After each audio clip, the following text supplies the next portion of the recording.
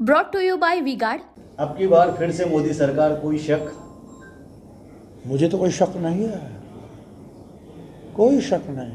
अब की बार बिल्कुल मोदी सरकार ही भारत वर्ष में राज करेगी, कोई इसमें शक होने की कोई गुंजाइश नाही आहे। त्यांनी काय म्हटलं हे मला माहिती नाही काय, आणि जोपर्यंत मी ते ऐकत नाही तोपर्यंत मी उत्तर देऊ शकत नाही।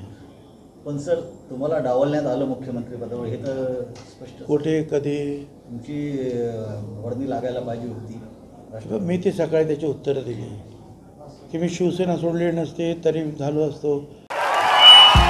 भाइयों बहनों, उनके राज में पावर रहे अनस्टेबल और हम रखे सब स्मूथ और स्टेबल।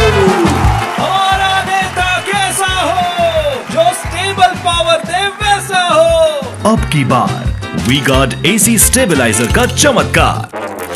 काँग्रेस सोडली नसते त्यावेळेला अगदी काँग्रेसच्या ऑफिसपासून तर मी सगळे 10 लीडर्स, शीला दीक्षितपासून पायलट आणि त्या सगळ्या ऑस्कर फडणवीस सगळ्यांची नावं सांगितली। सगळ्यांची मला सांगणं होतं की तुम्ही काँग्रेस सोडू नका, तुम्हाला आता पुढच्या 2 महिन्यानंतर होणाऱ्या निवडणुकीचा मुख्यमंत्री तुम्हाला तिथे आत्ताच जाहीर करतो।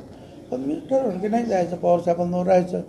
आणि मग ती पवारसाहेबांबरोबर आम्ही ती NCP स्थापन केली। मी राज्याचा अध्यक्ष झालो आणि त्यावेळेला जिल्हा बॉडीजसुद्धा निर्माण झाल्या नव्हत्या, परंतु पवारसाहेब आणि मी दोघं ह्या सगळ्या महाराष्ट्रात फिरलो आणि जिल्हा बॉडीज तयार नसताना सुद्धा उमेदवार उभे करून आम्ही उभे राहिलो।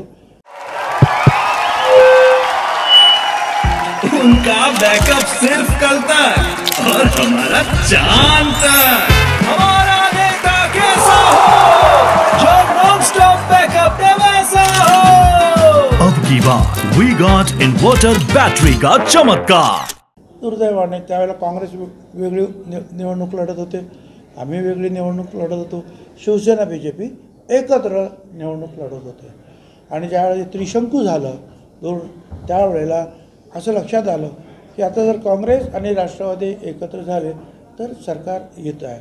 आणि मग त्यावेळेला ते सरकार आम्ही ते बनवलं त्यावेळेला, आणि त्यामध्ये काँग्रेसचे जास्त होते म्हणून काँग्रेसचे विलासराव देशमुख मुख्यमंत्री झाले आणि मी उपमुख्यमंत्री झालो। Brought to you by V-Guard।